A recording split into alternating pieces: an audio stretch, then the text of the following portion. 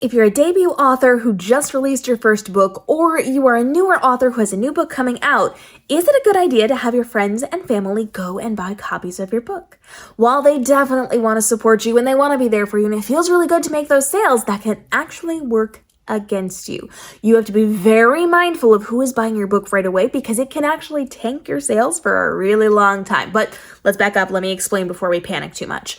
Now, there are lots of ways for your friends and family to get copies of your book. You can order your own author copies and you can send it to them. They can get the signed copies. There's still ways for them to support you, but I don't recommend having them go to Amazon or even some of those other vendors and purchase copies of your book, because the algorithms are specifically looking at who is purchasing these books.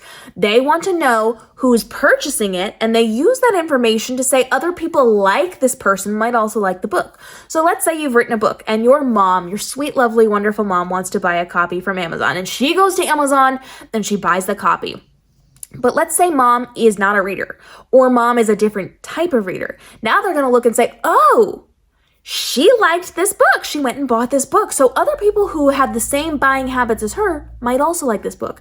Meaning they're going to take your book and show them to the other moms who are there to shop for gardening things and bird watching books. And they are there to read a totally different genre than what you write.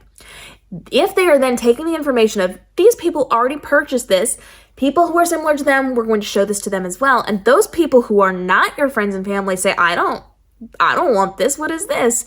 That's going to hurt your algorithm standing. It's going to hurt your recommendations. People who purchase your book now inform who they market it to later. And that can hurt your rankings and your ratings. That hurts who you're being shown to.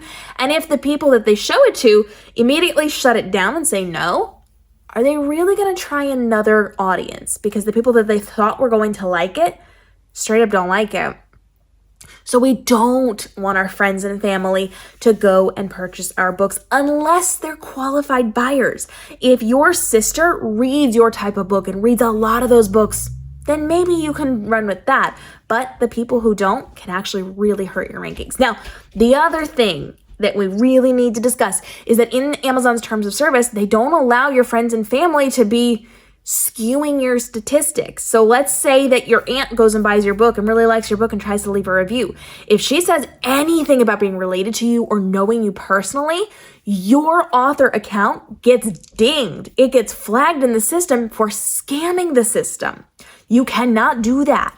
So your relatives, your friends, people that you know cannot leave you reviews. They cannot mess with your statistics, your analytics, and the things that could get you sales in the future, because you will be shut down. You will be shut down and not allowed to sell again.